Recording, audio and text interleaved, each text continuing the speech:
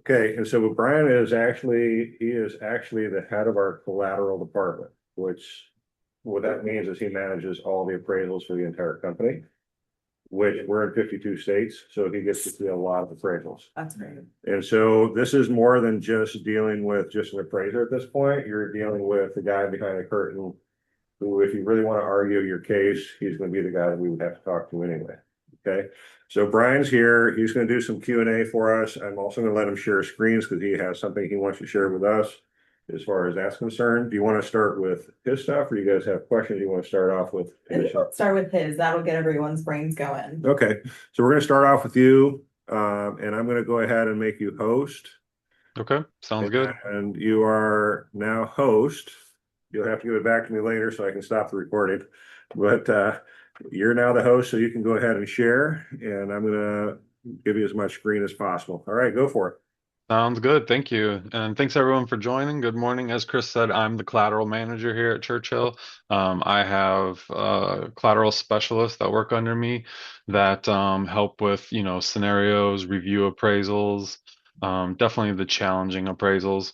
And a couple things I'm going to go over today, and I'll share my slides, is just the different aspects of collateral and appraisals now in the industry. There's been a lot of changes, a lot of modernization.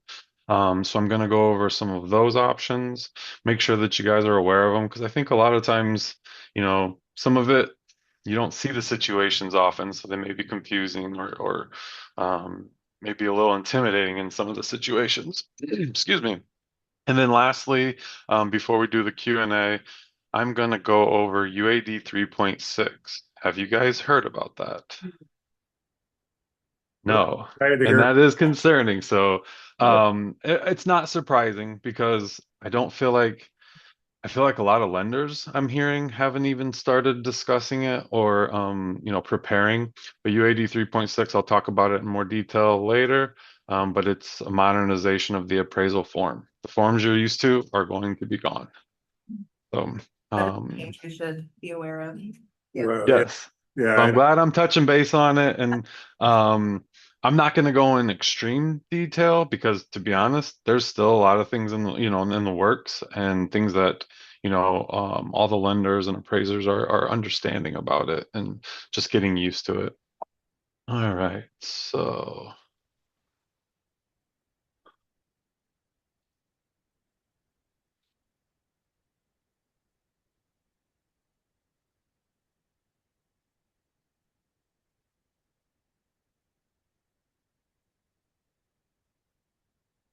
all right. Can you see the screen okay now? Does it say Future of Appraisals? Yes. All right, perfect. So the appraisal process, it's evolving rapidly. So technology and data availability, market demands are reshaping how property values, excuse me, are determined. Traditionally, almost every real estate transaction required a licensed appraiser to physically inspect the property and create detailed reports. However, modern systems are now allowing many transactions to bypass the step entirely or modify it significantly. So there are four primary appraisal pathways shaping today's transactions: appraisal waivers, property data reports, hybrid appraisals, and full appraisals. A waiver allows the transaction to proceed without any appraisal at all. So we're relying entirely on database systems to determine value. A property data report involves sending a trained professional to gather detailed property data such as photos, measurements, and condition observations, but without assigning value. They are not providing an opinion of value. Hybrid appraisals combine the collected data with remote analysis by a licensed appraiser who provides the final opinion of value without visiting the property. And then finally, the traditional full appraisal that remains the most comprehensive method, requiring an in-person inspection and detailed valuation by the appraiser. These options all exist along a spectrum of risk where simpler properties and strong borrower profiles can qualify for faster and the less expensive processes.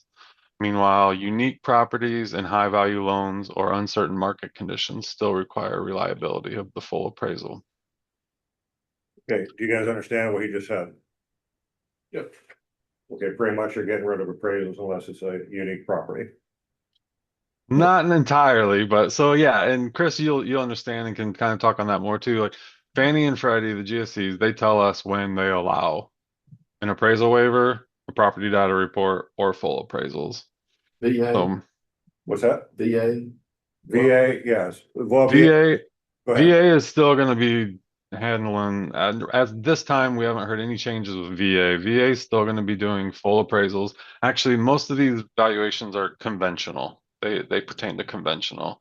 So at this time, the government and agencies have not adopted the alternatives yet. Sorry, I should have mentioned that up front. So talk a little bit more about waivers. So these are what Fannie and Freddie call value acceptance or ACE, automated collateral experience. So waivers are typically used in transactions that present minimal risk to the lenders, where data confidence is high and properties are relatively straightforward. These include standard single-family homes located in neighborhoods with abundant of comparable sales and consistent property characteristics. Strong borrower profiles, including good credit scores, lower loan-to-value ratios, will increase the likelihood of receiving a waiver. So in these situations, the automated system for Fannie and Freddie, because Fannie and Freddie's been gathering data on the appraisals for years now, so they have so much data that they've gathered. So those automated system has enough reliable information to determine the value without requiring a physical inspection. What they do is they just look at what, Chris as the loan officer has entered in as the parameters, excuse me, of the estimated value or the sales price, along with the other factors of the loan, and they determine the risk. So a lot of times may see waivers more often with sales where there's been a prior appraisal already exists in the system. And then waivers do offer significant advantages such as faster closings and reduced costs, but they do have some limitations. They're less likely for rural areas, luxury homes, and properties with unique features that lack comparable data. Also, oops, sorry. Rapidly changing markets can also change that. If the market changes from an increasing to a declining market and things like that, we will likely see less waivers at that point. Is there a particular loan to value ratio that you guys look for a waiver? Is there like a threshold or where, like, let's say they're putting 35% down that qualifies for a waiver? Is there any? That's a great question. That is a great question, and actually something I was going to touch on. Go ahead, Chris. Did you want to No, say no, go something? ahead. You see more than I do. Yeah, so traditionally 80% loan to value was the best chance we were going to get. 80% or less was the best chance we were going to get, or where they would allow a waiver. Okay. Fannie and Freddie this year have increased that to 90%.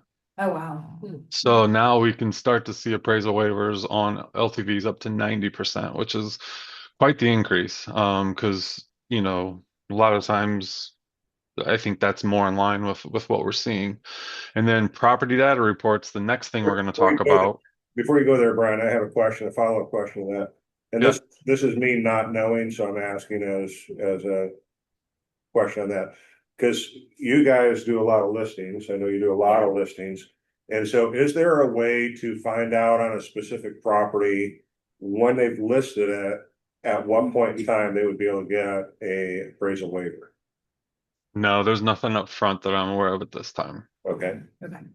Because it's all determined when the loan is submitted to AUS. Okay. Good. Which we'll discuss AUS in a little bit. Okay. Don't worry about that. Go ahead, Brian.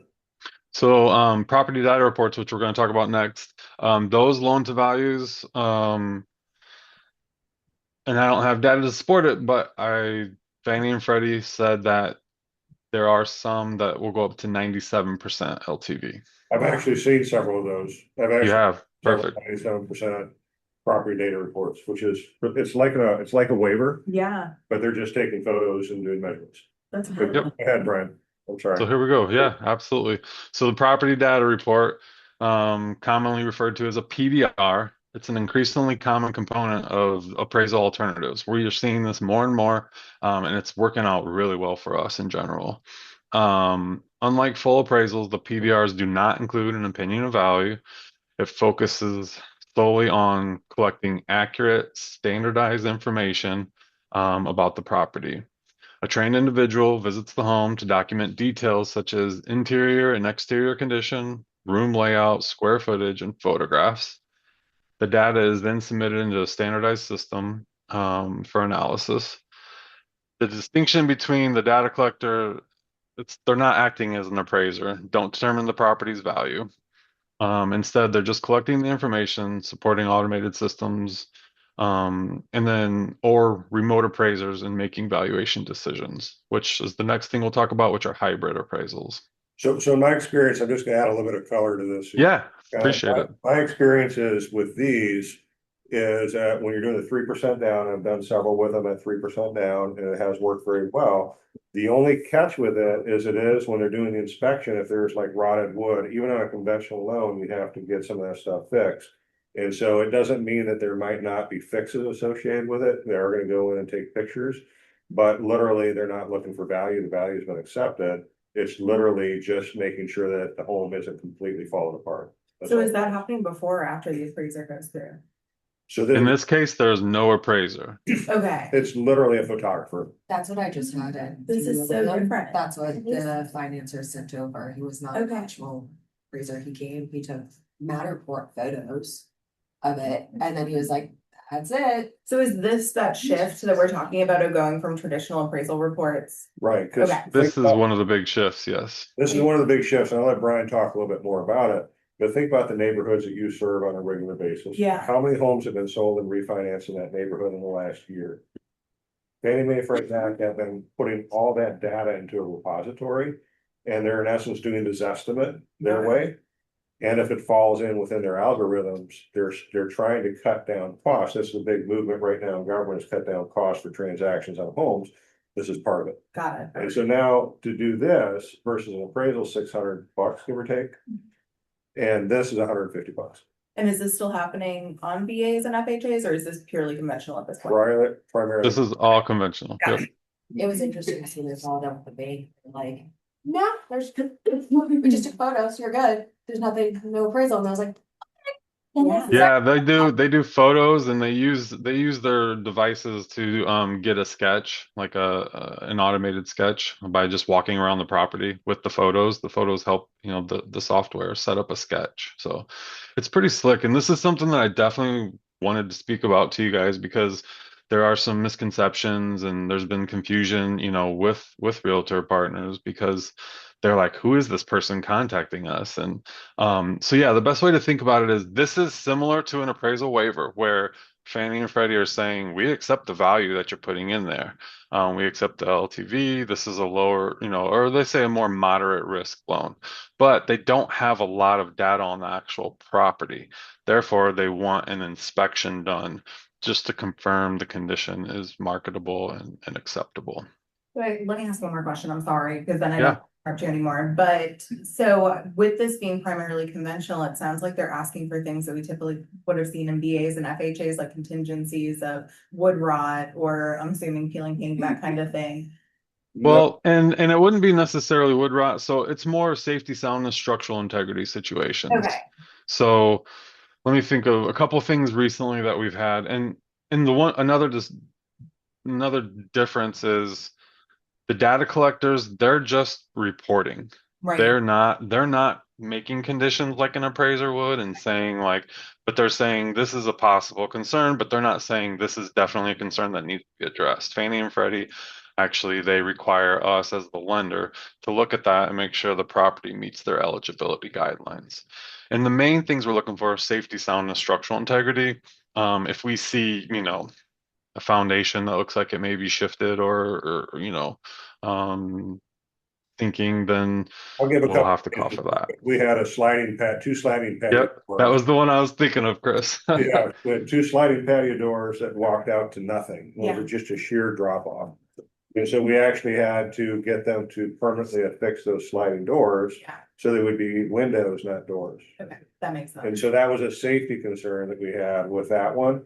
And literally, it was a not even a 2x4. I think they did a 2x2, painted it, screwed it into the base, Yeah, and that's all they had to do. okay, Now, I did have one where there was a section of rotted siding underneath the window okay, that you could have put your hand through. And right, so that's a structural piece that's gonna have to get fixed. Any loan will pick that one.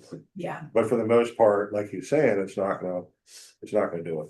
I can't think of the last time I had a condition on the conventional, which I guess is my question more than anything, just so that we know to structure the contracts correctly as we're moving into this. I just want to make sure that we're not blending our inspection period with our appraisal period, because we don't necessarily have the right to ask for repairs outside of it. If this is not a true appraiser, I'm just curious where that crossover happens, because if it is the appraisal report that has conditions, then that's one thing. But if this is the bank asking for something, but it's not truly coming from the appraiser, I just want to make sure I'm addressing it. Well, but correctly. it's gonna be in the same window of appraisals. Okay, So it would be considered, I mean, correct me if I'm wrong, Brian, but it would be considered an appraisal from our standpoint. It's just a data collection portion instead of an actual valuation. and I'm sure Yeah, we'll adapt, but okay. Sounds good. But here's the thing with this is just so you kind of know, as soon as we, so I'm gonna talk about AUS real quick, Brian, so that we can Sure. put it all together. So in in this country, we do not have a loan unless you run it through what's called an AUS system. Nobody tells you this, but it's an automated underwriting system that checks the data points of the loan when you submit the loan. Garbage in, garbage out, though. So if you have the wrong data points, that's why if you have a loan fall apart, they had the wrong data points going in. But you don't have a pre-approval, you don't have a loan, you don't have anything unless you put that through. Now, we do that in the underwriting phase, we do that in the pre-approval phase, but we also do it the minute we submit it for a locked rate. Okay. And we submit it to underwriting. And so we run it multiple times during the loan process. As the data changes, we have to update it. And once we put the address in and we trigger what's called the pencil, which means we have to disclose, that's when it spits out whether we have an appraisal waiver, whether we have a property data report, a hybrid, or a full appraisal. Okay, And so we literally know within 24 hours of receiving the contract which one you have. is there any way to know before submitting the contract? There is, but we would have to trigger the loan, Okay, which creates a lot of problems for us on the backside. But theoretically, yes, but we would have to be pretty sure that we're trying so let's be transparent on this one. yeah, If this is a high combative negotiation and we need that to survive it and waive the appraisal, then yes, we could do that. okay, But it takes 3 to 4 hours to withdraw the loan after we're done and restart a new loan. okay. And so it's not something everybody's like, oh yeah, let's do this. Yeah, exactly, for every offer, yeah, Right, but if they're in a combative situation where you're like trying to make this happen, can we do this? Yes. Okay. Okay, It So- sounds like then it's gonna make it more challenging for our buyers who are VA in the region, if they're competing against. Because it's already challenging against. that's what I'm hearing too. I think we've spent so many years trying to convince our sellers that VA and FHA are not like the redheaded stepchild to conventional, and this definitely makes them. Yeah. that. So, yeah, that's probably the trickiest part. okay, so Brian, I'll let you kind of interject on this, but here's what I usually do with VA. Yeah, Is if they can go conventional, I do a pre-approval in conventional and VA.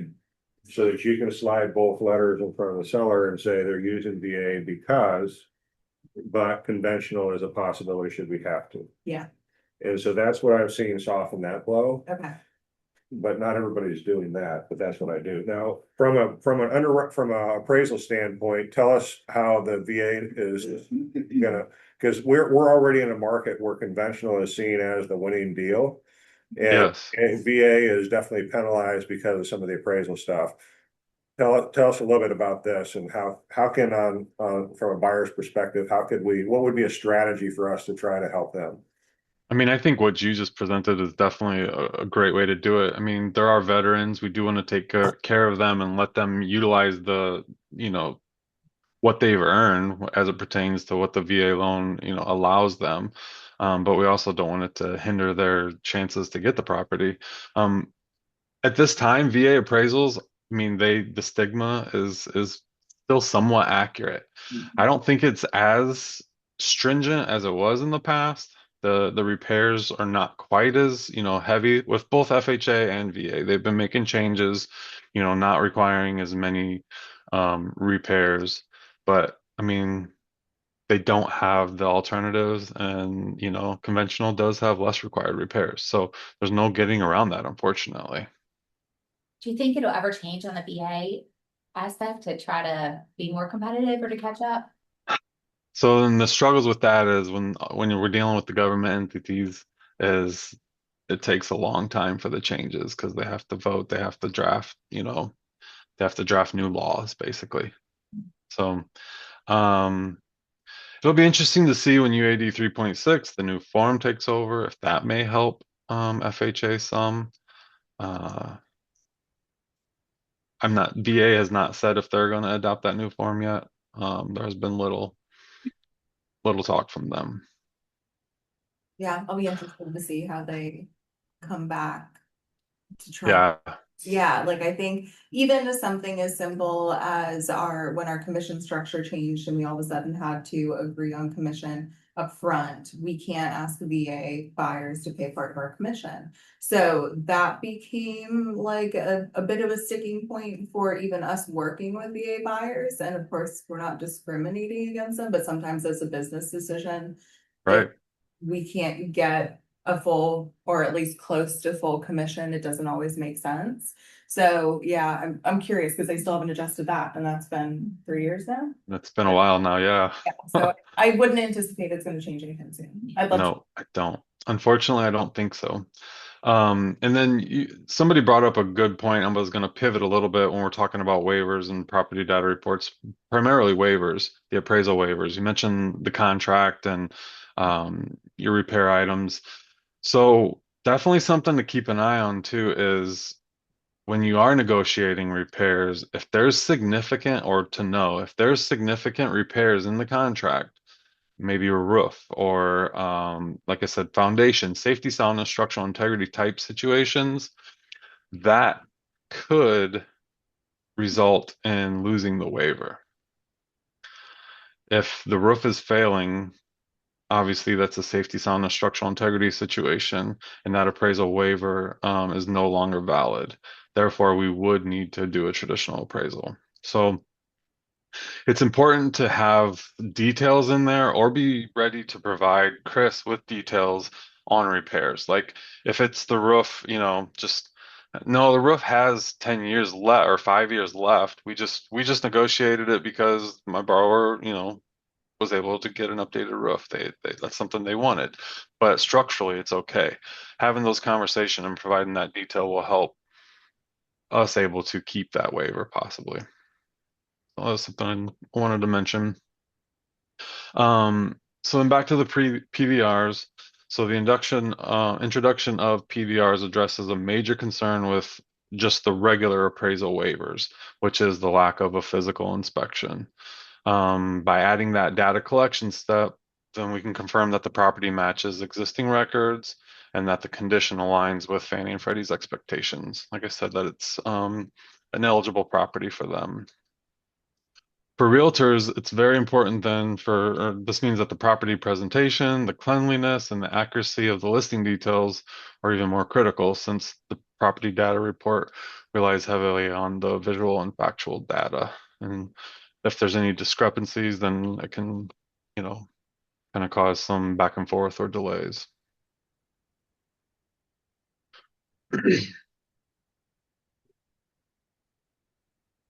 So then, with the PDRs, they're important because, like I said, they offer other appraisal alternatives. Whereas before, if we either got a appraisal waiver or a traditional appraisal, and now that we're getting these property data reports, then they're alternates. They're faster transactions. The property data reports I mean, I think our SLAs are usually about 3 business days, but we get them back a lot of times much sooner.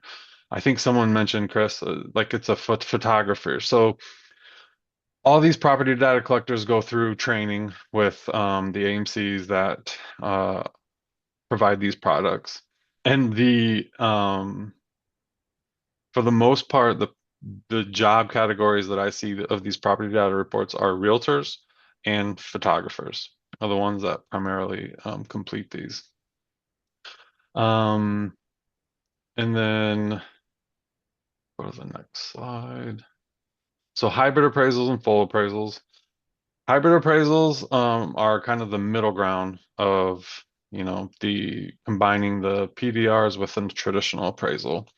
A hybrid model is where the third-party data collector visits the property, gathers all the information, the photographs, the measurements, the condition details. They provide that information to a licensed appraiser who then conducts their analysis remotely to provide an opinion of value. They do the comparable research and provide the opinion of value. The appraiser does not physically visit the property. They rely, heavily on the accuracy of the data collector. I can say that the hybrid appraisal is, when it first came out, there was a lot of good feelings about it. It felt like it was going to be quite a benefit, and it has not been utilized that as often. I know we do not use them as often. The reasoning being it kind of causes some confusion because, it's more of a full appraisal structure, but you have property data collectors visiting the property, but then you also may have an appraiser contacting you to get data about the property or comparables. So then you have multiple people involved. Also, we are not seeing that the fee is any less. So the fee ends up being about the same as a traditional appraisal. And in most of our market areas, the turn times are not much quicker. So there hasn't been that advantage of them. Where a hybrid appraisal is utilized in remote areas where maybe it takes a longer for an appraiser to get to those areas to actually physically inspect the property. And where we utilize them the most is if our loan qualifies for a property data report, but then for some reason the loan terms change, the sales price changes or something, and we lose that property data report, we can convert that to a hybrid appraisal. So that helps tremendously to alleviate any delays or anything like that. So that property data report is provided to the appraiser, and they complete the hybrid appraisal. So here's something I want to add to this, because this is an important nuance for you. As primarily listings, it plays an important role to make sure that you're accurately putting what's in the house in there, including like brand names of like appliances and other things like that.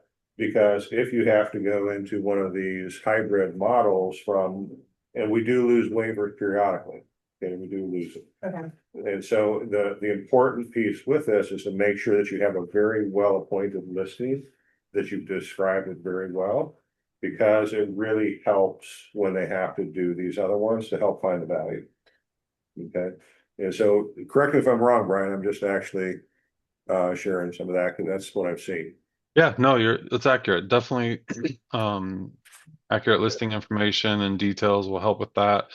I will say a lot of the time when we have to convert from a hybrid to or from a property data report to a hybrid, the value is generally not going to be a big issue either, because they've already said that they've accepted the value. There were just some terms that changed.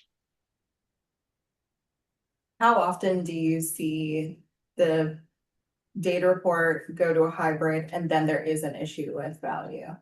I have not seen that yet. Okay. Great. Love that answer. I mean, and to say it wouldn't happen, I mean, that's Sure. inaccurate, obviously. It definitely happens, but I have not seen that. Okay. But we don't lose a lot of them, so. Good. Full appraisals, obviously, you guys are well aware of the full traditional appraisal. It's still the most comprehensive and traditional method, where an appraiser conducts the complete in-person inspection and analysis. As we mentioned before, these are kind of reserved for more high-risk transactions, unique properties, rural homes, high-value loans, or situations where there's just not comparable data that's been gathered by the agencies. Full appraisals, they're not going away. They're still going to be utilized. It's important, I guess, for as realtors to understand those different approaches. Um, just to be able to, obviously you don't want to tell your borrowers that they're going to have a waiver, but just so they understand if they're presented with those options, because, and Chris knows, and he can speak on this, I mean, the borrower still has the option, even if they get the waiver, to get a full traditional appraisal if they choose to. And we've had some people do that. Okay. Yep. Primarily, All right. especially if the contract terms say that they can get a reduction in price. Yeah. If they get a waiver, they're still gonna go for it, because Yeah. they're trying to get that reduction. I don't blame Yeah. them. All right. So that was it for the different appraisal options. I will go through UAD and I'll do as much, as little as much as you guys want. I'll try. I kind of have a little bit more data on here probably than I need, but also, I wanted to get a good introduction into this. So UAD 3.6, it's the new standardized appraisal data format. So they're designing, this has been going on for many of years. I think we've been doing, I forget the exact how long we've been doing the traditional report, but 15, 20 years maybe. The 1004, the 1073, the 1004C manufactured home. So this system replaces the older formats, the UAD 2.6, which are the legacy forms, the 1004, the 1073, as I mentioned.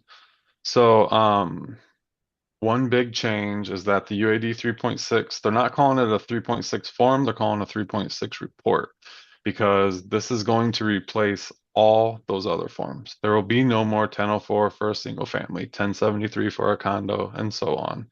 It'll just be one dynamic form that no matter what the property is, that form changes to support that property and what's needed.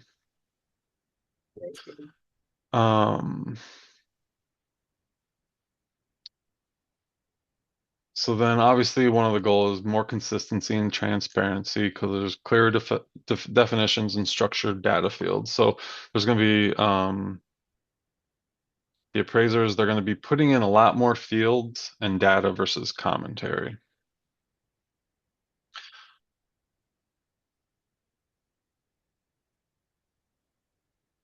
So one of the most impactful changes is, like I said, more detailed and measurable property characteristics. Appraisers are going to include granular data points such as energy efficient features, construction materials, and room level specifics versus just property specifics. That'll go way beyond the basic descriptions. It's going to increase the level of detail, meaning that listings that you guys have need to contain accurate and comprehensive data to align with what the appraisers will report. I got a question about that on the granular data, if I can just ask real quick. When Yeah. you're saying the energy efficient stuff, so let's just talk about, let's say, is it important for somebody who owns like a 1960s home who just added insulation to the attic? Would that be something that the realtor should be asking about now in order to include that as far as the values?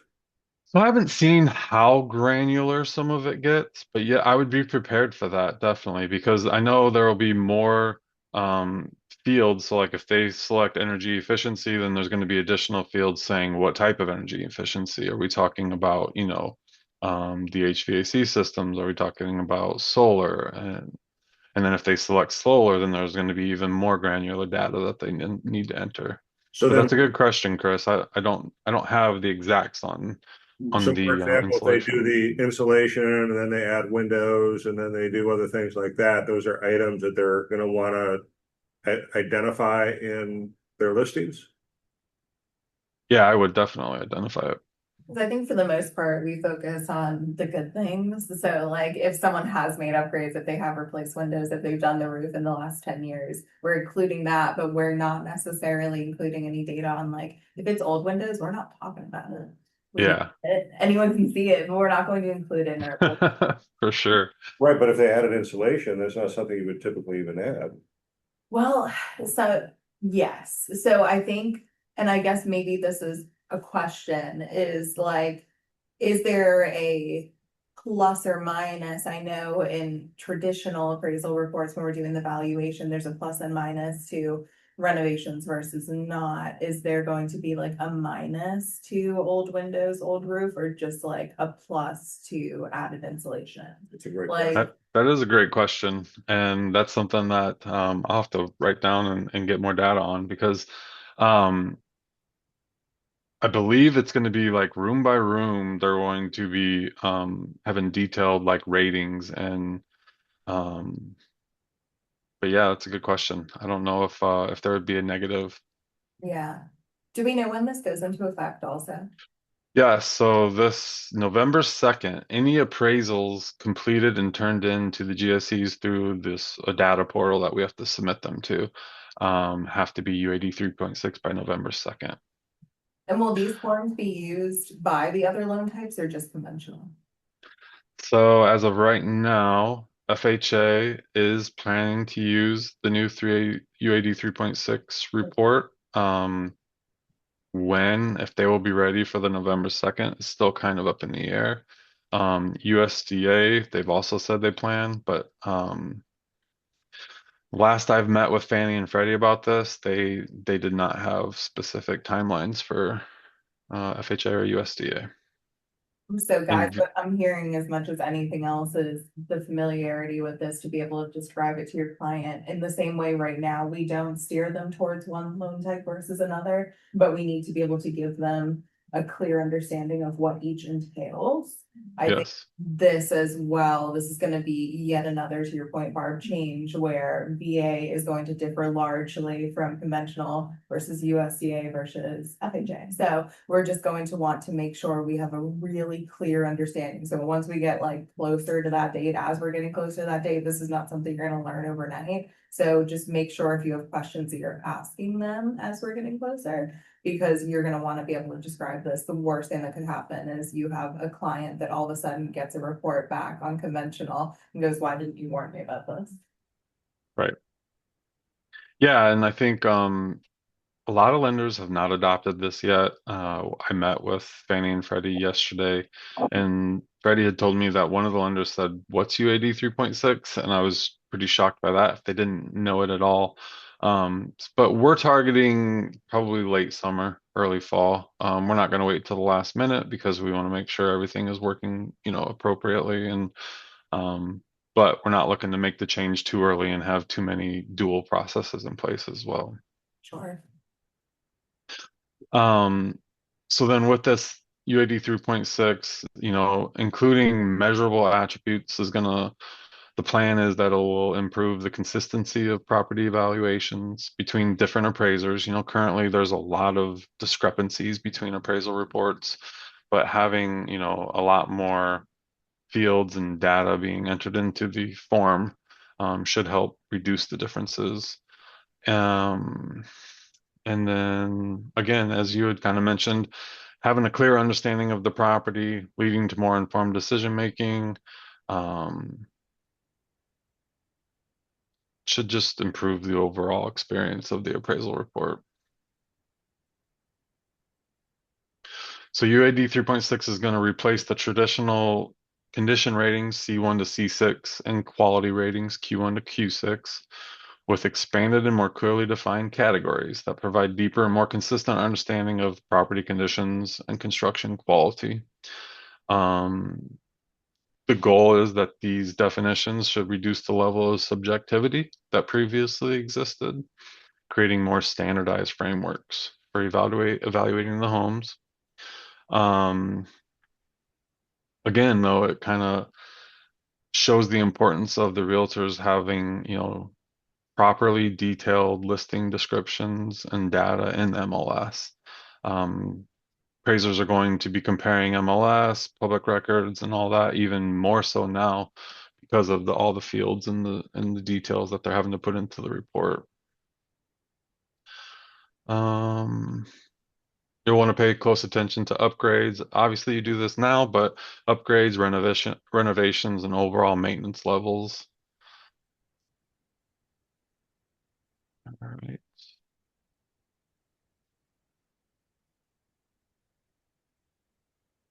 It's also going to introduce a major shift in how market conditions are reported by requiring structured data rather than relying on narrative and commentary. That's one of the biggest changes of the UAD 3.6 is, with the 2.6, a lot of times you have to search through the report looking for commentary, looking for explanations, because that's the way the appraisers do it. With the UAD 3.6, there's going to be less commentary. There will still be some commentary, but almost the majority of the data are going to have fields and be that the appraisers have to enter versus adding commentary. So that'll be the same with market conditions. They must provide quantifiable metrics and indicators that reflect market trends, supply and demand, pricing movements, and absorption rates. And again, this structured approach should promote consistency across the appraisals, reducing discrepancies. And how you can prepare. Again, we've mentioned a few times, but how your listings are created and managed. Just the increased importance of listing accuracy as the appraisers will be, again, cross-checking all that data.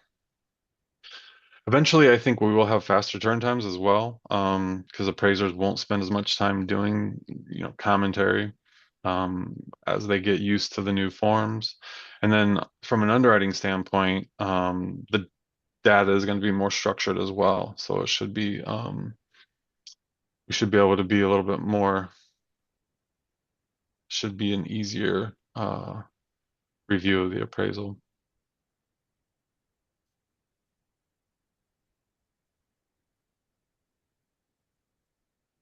So one of the big goals and what is expected from UAD 3.6 is reducing value disputes, again, by introducing clearer definitions, structured data, and better alignment between appraisal and listing information, having standardized terminology, improved reporting guidelines. Appraisers can deliver more consistent and transparent evaluations.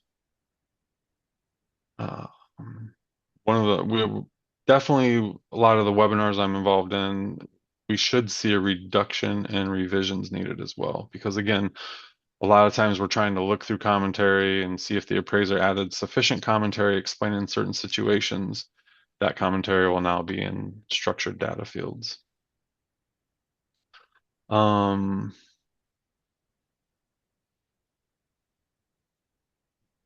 all. Okay, so then I want to start the conversation of talking about what happens once you receive the appraisal, because you mentioned that having to submit it to the GSE or the government sponsored entities, which would be for in May. Once you explain that process a little bit and the underwriting of the actual appraisals. Yeah. So when an appraisal comes in, a conventional appraisal, it's submitted to the GSEs and they actually give their risk ratings.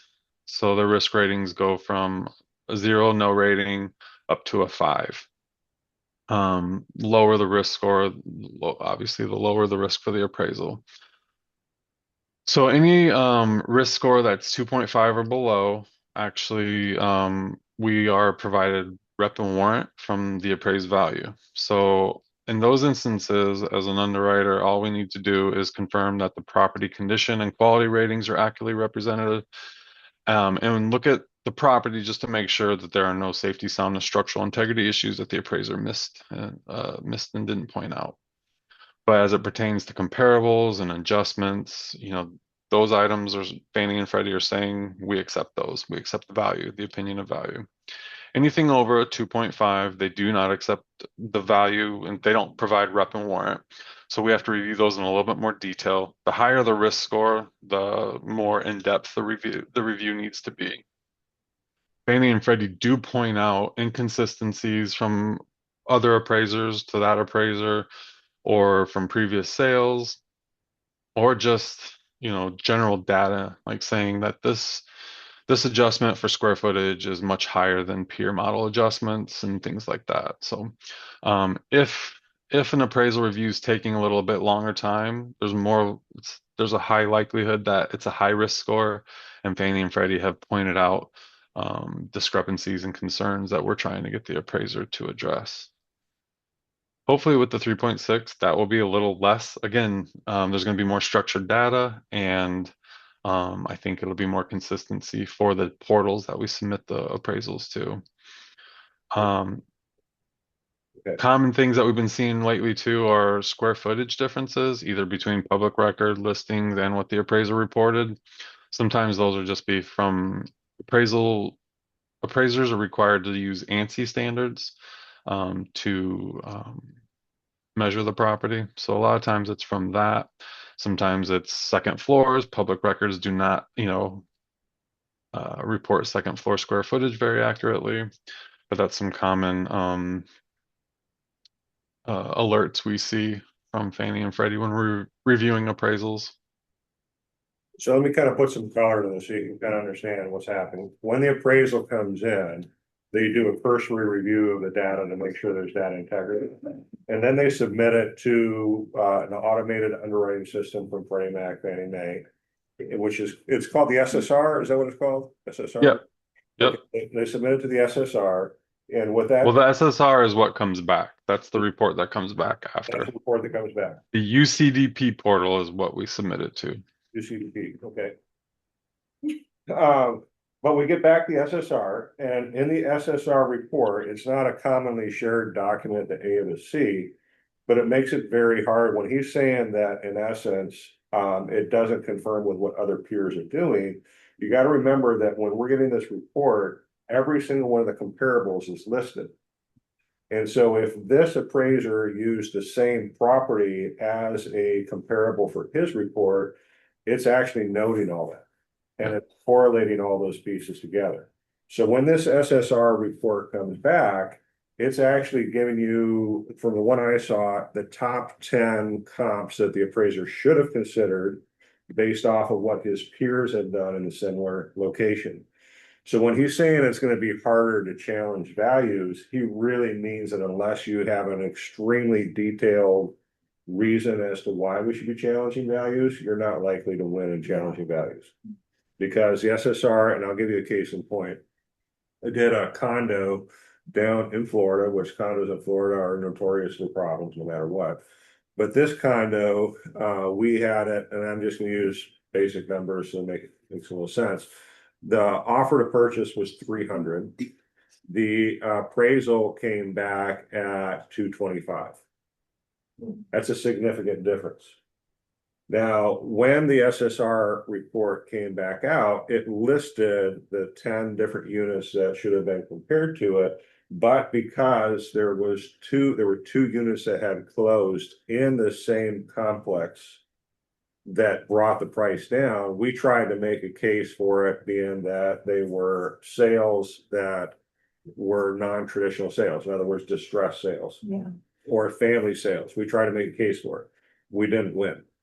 So in the end, this seller had to reduce their price because they simply weren't going to be selling it for 300 unless they waited until the market caught up. So the SSR report plays a huge role in how you're going to be able to combat some of these things. And the truth is unless the person listing the home across the street from one you have has done a great job at making sure that they put it in there, and then the other appraisers, when they use their peer reviewed of those properties as comps, you can see how that's going to create some problems for you when it comes to challenging environment. Okay. Did I explain it correctly, Brian? Yeah. Okay. Anything I missed or anything you guys feel like would be helpful here? I don't think you missed anything. I think it was a lot of great information. I do think that this new form is going to make things hopefully more consistent, because probably our biggest issue is we have like a little blacklist of appraisers that we don't feel like have done a really good job in the past. Whether or not that's biased to be determined. But what I find is that there's often so much, it feels like there's so much of that commentary. It feels like there's a bit more opinion versus when we're looking at what we see to be comps. Those are the appraisers that we feel like there's friction between what we view as comps versus what they view as comps. And we know that generally, you're taking the things closest to you. The further out you go, you may go up to 2 miles. We know that they're typically looking within 6 months, of course, sooner if it's available. Is there anything that is helpful to note that when we're pulling comps, we always have a client that's looking at a sale that happened down the street that's 1,000 square feet different, built 30 years, different time span, but because it's in the same neighborhood, they feel like it should be used as a comp. We have our reasons why it shouldn't, but is there anything from an appraisal standpoint that we should be looking at or not looking at in terms of comps? And is there anything that we should be aware of, maybe that you guys are seeing often as being a red flag or being somewhere where there's that discrepancy? Yeah, and I mean, everything you mentioned is accurate, with what should be utilized with comps. 6 months is, 3 months is preferred, not always available. 6 months is better, but we can go up to a year. Neighborhood is preferred, but it has to be, comparable. So I think a lot of times you just have to see what's available and, um, you want it to be within ranges, I would say. I mean, there's nothing out there that says it, but usually within a 20% variance of the square footage or you know, lot size, different things like that. The condition rating is a big thing if it's had any updates, significant updates versus just, marketable updates. Significant updates being systems, bathrooms, kitchens, remodels versus just, paint and flooring. Um, and year built is another, big thing where sometimes we see people wanting, a newer property being compared to a dated property from maybe, the 1900s. So we would prefer to see properties with similar age. Where that varies is, updates. If the property has been updated, the effective age might be a little newer. Every situation is so different though in this. And like you mentioned, I'm hoping the new form, there's going to be a little less subjectivity. And like you said, with less commentary and more just data. That should help. And I think that that's the way Freddie Mac and Fannie Mae are pushing, is they're trying to get rid of the subjectivity Yeah. that has caused all the heartburn in the past, because you've had them, I've had them, where it's like, what the heck? Yeah. You totally blind? Yeah, exactly. I have a question. I don't have sellers hire a private appraiser prior to going on the market. If that appraisal is done, is that ever taken into consideration or? No, because that one is not submitted to the GSEs. That's not submitted to portals. Um, and a lot of times those appraisers, they're not adhering to the same guidelines that now they're adhering to USPAP guidelines, which they're required to do, um, but not to lending guidelines That's per it. se. I had a conversation with an agent last week near a property where I'm having some issue. And they said they had done a pre-listing appraisal and that they also ended up being like probably 8% under what that pre-listing appraisal was done at. So we were just kind of going back and forth, and I was thinking about, I have not seen people consistently do the pre-listing appraisals for 6, 7 years now. So it's not even been something on my radar, and I considered doing it for a few upcoming properties, but that's an interesting point, that if they're appraising it maybe similar to how we appraise it versus how a lender's appraising it, it may not be as useful as we'd like it to be. Yeah, I think if you're doing a pre-listing appraisal, I would definitely now I would think that's a little bit different because if they know it's for a listing, I would just want to make sure that you tell them that you do want it to be completed per lending guidelines. Not to say that that could be used for lending guidelines, but then it just gives you some consistency on how it's being completed. Um, and then yeah, like I mentioned, it doesn't get submitted to the portal. You mentioned 8%. So industry standards, there is usually, um, it's pretty common for there to be a 20% difference. So 10% one way or the other, in opinion of values. Which tracks, I think that's what we see even on Yep. our end of things, so I'm not shocked by that. Yep. And hopefully this form will tighten it up. I'm hoping then, yeah, that would tighten that up some. That would be great. All right. Any other questions? Okay, Yeah, well, that was awesome, thank you. thanks, Brian, so much for that. I'm gonna go ahead and stop the record here. This will get posted on YouTube later on.